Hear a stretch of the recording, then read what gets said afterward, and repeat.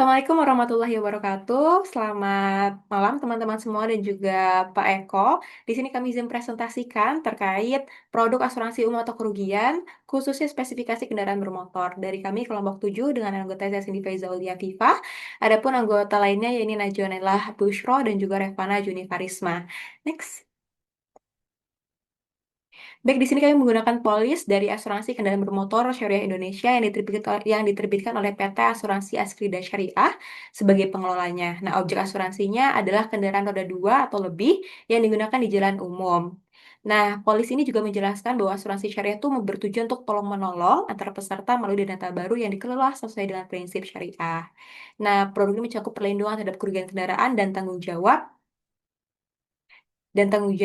hukum untuk pihak ketiga. Nah, fungsinya bukan hanya untuk menggantikan kerusakan fisik kendaraan, tapi juga menanggung resiko akibat penggunaan kendaraan yang menimbulkan tuntutan dari pihak lainnya. Next. Selanjutnya merupakan akad-akad yang digunakan, di mana polisi ini menggunakan beberapa akad syariah yang meliputi akad baru, wakalah bil ujroh, dan juga mudharabah. Di mana akad baru ada saat peserta membayar kontribusi sebagai hibah ke dana tabaru untuk membantu peserta lain yang mengalami musibah. Lalu akad wakalah bil ujroh digunakan ketika peserta menunjuk PT Asuransi Askrida Syariah sebagai wakil untuk mengelola dana tabaru dan membayarkan untuk imbalan ujroh. Selain itu, polis juga menggunakan akad mudharabah di mana 30% investasi untuk pengelola dan juga 70% dikembalikan kepada dana tabarruk. Polis juga mengatur mekanisme CORT, yaitu pinjaman kepada pengelola dari pengelola kepada dana tabarruk bila terjadi underwriting defisit atau defisit underwriting yang akan ditagih dari surplus dana tabarruk di kemudian hari. Next. Selanjutnya merupakan resiko yang dilindungi, di mana resiko utama yang dijamin adalah kerugian dan atau kerusakan pada kendaraan bermotor yang secara langsung disebabkan oleh tabrakan hingga terperosok. Nah, polis juga melindungi kerugian akibat perbuatan jahat, pencurian dan juga kebakaran, ataupun hingga nantinya akan ada pemusnahan oleh pihak berwenang untuk mencegah meluasnya kebakaran. Nah, selain itu, polis juga menanggung kerugian saat kendaraan berada di atas kapal penyeberangan yang di bawah pengawasan Direktorat Jenderal Perhubungan Darat. Nah, polis juga menyediakan pelindungan tanggung jawab hukum terhadap pihak ketiga untuk kerusakan harta benda, biaya pengobatan, hingga kematian sepanjang terkait risiko yang dijamin polis dan mendapatkan persetujuan tertulis dari pengelola. Next.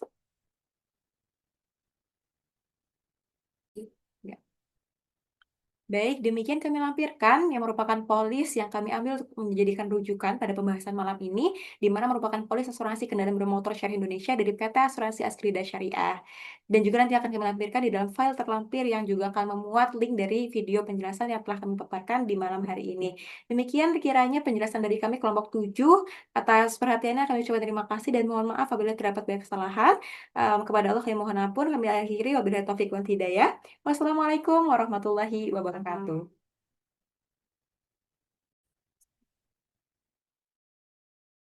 Baik, selanjutnya metode klaim ketika terjadinya risiko. Jadi, eh, ketika terjadinya risiko membutuhkan kelengkapan dokumen pendukung sesuai jenis kerugian yang dialami. Jadi, untuk kerugian sebagian, peserta perlu menyiapkan laporan kerugian beserta kronologis kejadian, serta melampirkan fotokopi dokumen seperti polis, sertifikat, endorsement, SIM, STNK, dan KTP. Sementara itu, untuk kerugian total, diperlukan adanya laporan kerugian beserta kronologis, dokumen asli seperti polis, STNK, BPKB, faktur, serta surat kepolisian jika adanya kehilangan dan bukti pemblokiran STNK. Selain itu, peserta juga perlu melampirkan fotokopi SIM beserta KTP. Dan apabila diperlukannya dokumen tambahan seperti foto kerusakan beserta estimasi biaya, di laporan kepolisian itu dapat melibatkan pihak ketiga atau terjadinya pencurian. Jadi surat tuntutan dari pihak ketiga serta dokumen lain sesuai permintaan pengelola juga harus disertakan untuk mendukung proses klaim. Selanjutnya, ketentuan surplus atau defisit underwriting. Jadi di sini klausula defisit underwriting dana baru, jika dalam pengelola dana baru tersebut mengalami defisit, maka pengelolaan akan menanggulangi kekurangan tersebut dalam bentuk core pinjaman, yang dimana pinjaman ini bukan untuk membuat menjadi surplus dana baru, melainkan sebagai bantuan cash flow agar kewajiban tidak terkurangi, serta pengembalian dana core kepada pengelola ditutup dari surplus dana baru. Selanjutnya, untuk klausula mekanisme pembayaran surplus underwriting dana baru, realisasi pembayaran ini surplus pada akhir periode penutupan, asuransi akan dilakukan apabila secara akumulasi nilai surplus di atas 50.000 dan apabila surplus underweighting pada akhir periode di bawah 50.000 maka akan ditambahkan ke dalam dana baru. Sekian.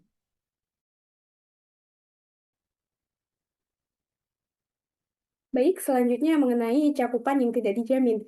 Nah, di sini ada beberapa pengecualian meliputi penggunaan kendaraan untuk hal yang tidak semestinya, seperti balapan atau tindak kejahatan, serta pelanggaran seperti tidak memiliki SIM atau mengemudi di bawah pengaruh alkohol. Selain itu, kerugian akibat peristiwa besar seperti kerusuhan, bencana alam tertentu, dan reaksi nuklir juga tidak ditanggung.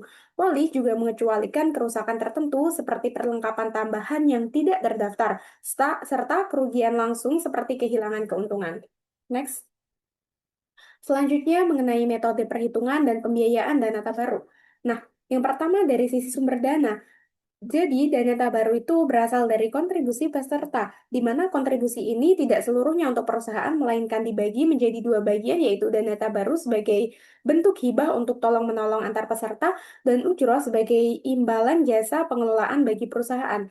Nah, yang kedua ada mekanisme pengelolaannya. Dana ini dikelola menggunakan akad wakalah bil ujroh, di mana perusahaan bertindak sebagai wakil, serta akad mudharabah untuk kegiatan investasi. Nah, dari hasil investasi tersebut, sebagian besar yaitu 70% dikembalikan ke dana tabarut, sedangkan 30% menjadi hak pengelola. Dan yang ketiga ada metode perhitungan. Nah, metode perhitungannya menggunakan konsep surplus underwriting, di mana selisih antara kontribusi yang masuk dengan beban seperti klaim, reasuransi, dan cadangan teknis. Nah, jika terjadi surplus, maka dana tersebut akan dibagi sebagian menjadi cadangan, dan sisanya didistribusikan kepada peserta dan pengelola sesuai ketentuan. Next.